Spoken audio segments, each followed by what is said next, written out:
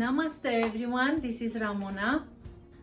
I think I already said about my spiritual path and explain a little bit like what were my step, which one was my step towards awakening, and probably also explain the difference between a religious person and a spiritual one.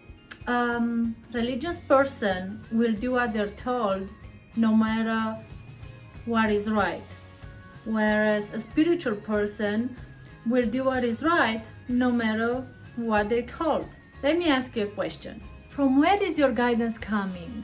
Is it coming from your own heart, mind, from your own heaven, your own paradise? Or is it coming from your own hell, your sorrows, your sadness, frustrated and fearful place within you? We control our thoughts. So when we control our thoughts, we control our reality. So it's really as simple. When you're feeling good, you're attracting more good. Then when you're feeling bad, logic, you're gonna attract more bad feelings into your life. And another question is, how do you get there?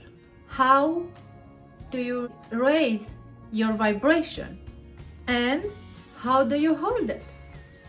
Nobody holds the positive energy all the time. It's impossible, because we are here for our human experience and our lessons.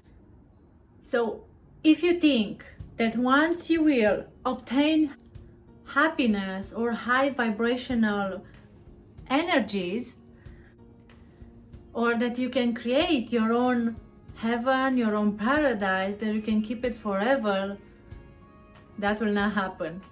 Well, I guess it's possible, but only when you're dead, because only then you're just a spirit, you're a free spirit, you're the frequency of love.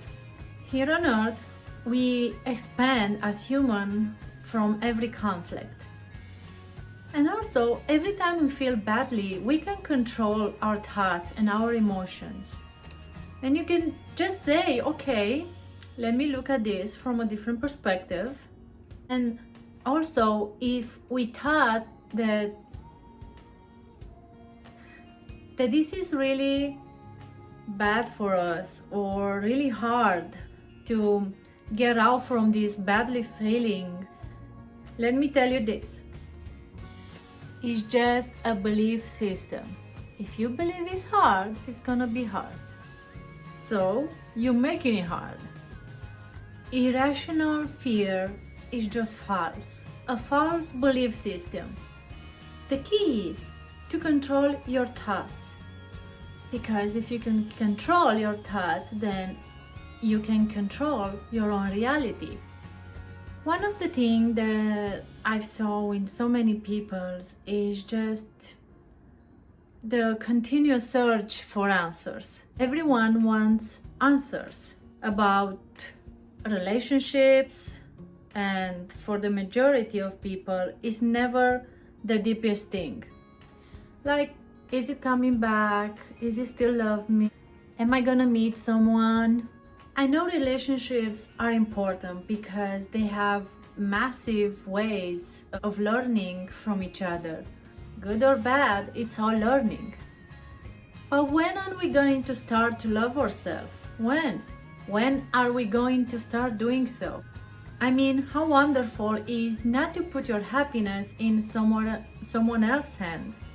And I'm thinking, like, why not being already happy on my own?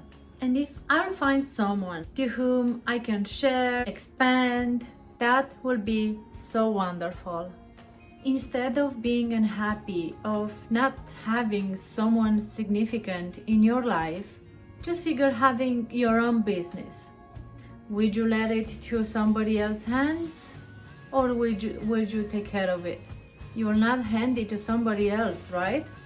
It's true that we have limited belief system about ourselves, about our self-worth, that actually have really or probably came from another source outside of you. Most of the time, well, that will be a parent or a significant other, family, society, a teacher, a friend, or maybe media. And we absorb this and we also think they're real, they seem real, but they're actually not. They're actually someone else's thought or belief system or opinions. So this is fake, actually. What I've realized is that once you know that something is fake, it has not the same meaning and it doesn't have the same power on you anymore. A great little practice for you will be to improve yourself. Create your own paradise. Life is an adventure. Let's just say that someone have done you wrong and it was, or maybe it still is painful, and also that what it was done to you, it's still really traumatic, a horrible thing. How do you get out of that? Understanding that it's just an illusion, it's fake. And how do you feel and how do you heal this? I'm gonna go back again. Because you create your own reality, you can look at the issue. Okay, well, that was a gift, because out of the conflict we're gonna create what we don't want anymore. We create out of conflict. And you can also think, all right, was it fun at that point to go through? No, it wasn't. But down the road, when you're gonna look back, it's interesting how all turns out and how much you outgrown from this. If we can look back at our lives, we can see how certain things have led to a path that has gotten us where we are today, and how everything unfolds perfectly, even if it feels awful. In the spirit world, there's no good or bad.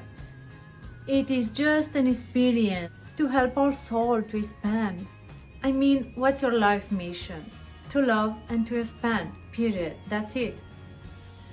If you feel good, that's your decision. You're in line with your spirit, and if you feel bad, that's your decision again. It will be your decision if you're in alignment or out of alignment. It's really that simple. And that paradise is not some remote place. That remote place high in the sky, it's a place right here where you are now, waiting for you to discover it. It's all around you, it's inside you. I have a saying, learn from your mistakes and you can't go wrong. As humans, we take what makes sense and leave the rest. It's up to you, it's your decision, it's your own reality, it's your own paradise. Thank you so much for listening. Namaste.